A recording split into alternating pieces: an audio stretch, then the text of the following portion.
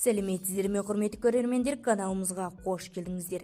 Әлемде және де Қазақстанда болып жатқан жаңалықтарды алғашқылар қатарында біле отырғыңыз келсе, арнамыздағы подписация және де бір ғана лайк түймесін баса кетуді ұмытпаңыздар. Лайк түймесін басқан қолдарыңыз Кебатулланың қабырғасын ұстау нәсіп етсін. Ал ендеше бастадым.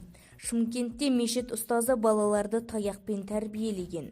Уақиға мешіттердің жазғы бір айлық діни сауат ашу курстарын жүргізу кезінде болған.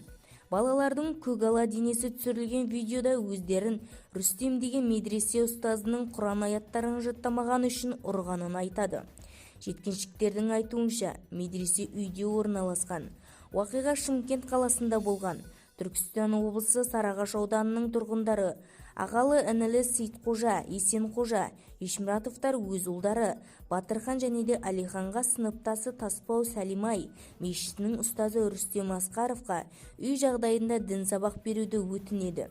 Өкінішке қарай Таспау Сәлибай мешітінің ұстазы Рүстем Асқаров өзге тұрмыстық мәселелер бойынша ашуланып, өз эмоциясын тізгіндей алмай, кәмелетке толмаған балаларға қол жұмсаған дейді Шымкент қаласы дін істер басқармасының басшысы Алжан Тұяқбаев.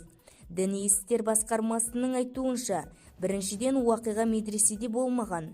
Бүгінде 38 жастағы ұстаз кәмелетке толмаған балаларды үй жағдайында оқытып, оларға қол жұмсап, дін қызметкерінің этикасын бұзғаны үшін қызметінен босатылған. 7 маусымда балалар Рүстем Асқаровтың үйінен қашып шығып Шымкент қаласы мен